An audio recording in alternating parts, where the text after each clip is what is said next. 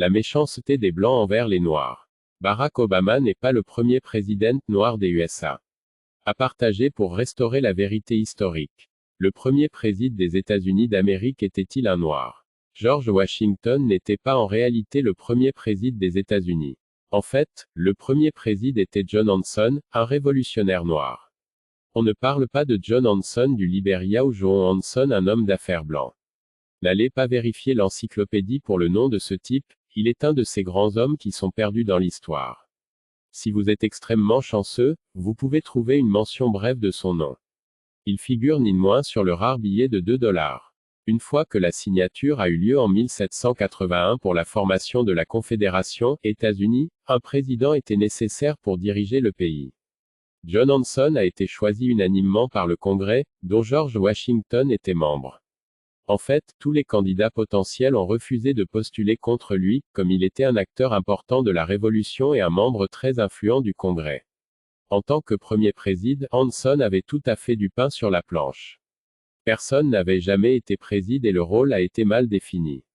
Ses actions ont posé le jalon pour le renforcement de l'autorité des futurs présidents. Il est entré en fonction tout juste quand la guerre révolutionnaire est finie. Presque immédiatement, les troupes ont exigé d'être payées. Comme on s'attendrait après n'importe quelle longue guerre, il n'y avait aucun fonds pour payer les salaires. En conséquence, les soldats ont menacé de renverser le nouveau gouvernement pour placer George Washington comme un monarque.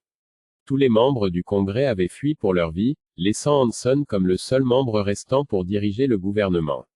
Il a d'une façon ou d'une autre réussi à calmer les troupes et maintenir le pays ensemble. S'il avait échoué, le gouvernement serait tombé presque immédiatement et tout le monde aurait prêté allégeance au roi, Washington. Hanson a établi le grand sceau des États-Unis que tous les présidents ont depuis utilisé sur tous les documents officiels. Le président Hanson a aussi établi le premier ministère de l'économie et des finances, le premier ministère de la défense et le premier ministère des affaires étrangères. Les articles de la Confédération ont seulement permis à un président de servir un mandat d'une année durant tous les 3 ans, donc Hanson a en réalité accompli pas mal de choses dans si peu de temps. 6 autres présidents ont été élus après lui: Elias Boudinot, 1783, Thomas Mifflin, 1784, Richard Henry Lee, 1785, Nathan Gorman, 1786, Arthur Street. Clair, 1787, et Cyrus Griffin, 1788, bien avant que Washington n'entre en fonction.